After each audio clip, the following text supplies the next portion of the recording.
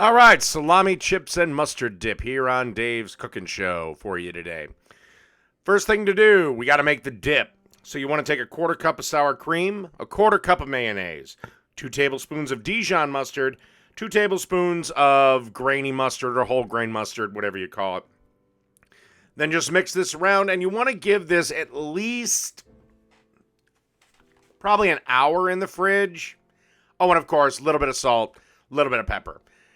And now it's time to make the chips.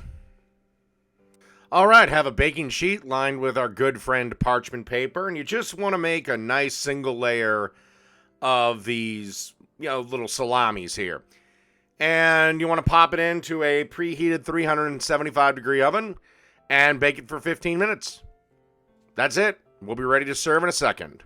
And through the magic of cooking show editing, these are done. So salami, chips, and mustard dip. Done. Actually, they were surprisingly good, but obviously this is not a goddamn everyday snack. Keep it in mind. Little common sense. But they were actually pretty good. So, salami, chips, and mustard dip. Done.